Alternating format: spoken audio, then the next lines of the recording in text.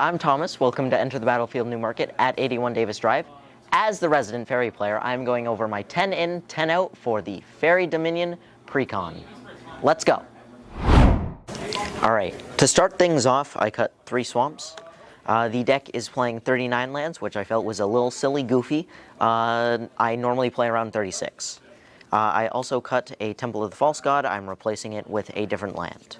Next, I cut Mindstone. I don't think it's great as ramp for this deck, and I don't like the draw ability. There are better draw cards.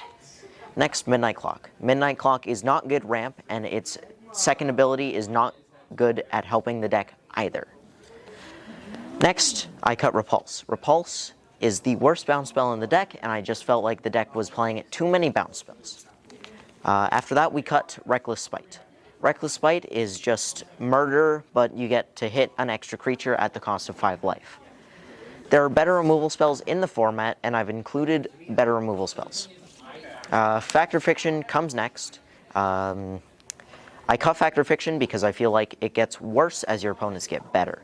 I favor cards like Consider and Opt in this deck because it increases consistency for very low cost of mana. Finally, I cut Una. Una is a great card, just not in a fairy deck. Paying X and 1 is kind of bad for anywhere from 0 to X fairies. Alright, to start off the 10 I'm putting in, Fairy Harbinger. Very good fairy. I don't know why it wasn't included in the original build. It searches any fairy in the game, and it's very good in a fairy deck. Moving on to Bitter Blossom. Bitter Blossom is the best fairy card in existence. It is a enchantment that constantly gets you advantage. It synergizes with your fairy lords and such, making 2/2s instead of 1/1s. It's pretty good. Also searchable off Fairy Harbinger. A different enchantment that you can replace Bitter Blossom with if you don't have access to it is Phyrexian Arena. Phyrexian Arena also gets you advantage, just in a different way. Moving on to Spellsearch Sprite. In my opinion, the best fairy in the game. It is a flickerable counterspell that is also just a beater. Great in Pauper, great in Commander, and very close to my heart. It hurt to see it wasn't included in the deck. Moving on to Fairy Trickery, a counterspell that is searchable off Fairy Harbinger. It exiles cards that it would put in the graveyard, and it's just a 3-mana counterspell. Who doesn't like that? Next, I play Cyclonic Rift.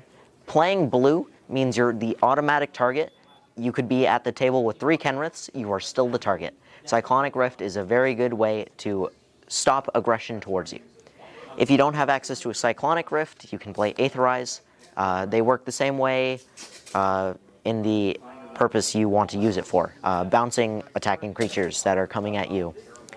I play Mystical Tutor because I just threw in a instant and sorcery toolbox for whatever you need in this situation to improve the deck, and this just searches all of them, as well as cards that are included in the deck already that are very good. Next, I threw in Deadly Rollick. Deadly Rollick is insane. It is the better removal spell I was talking about instead of the Spite.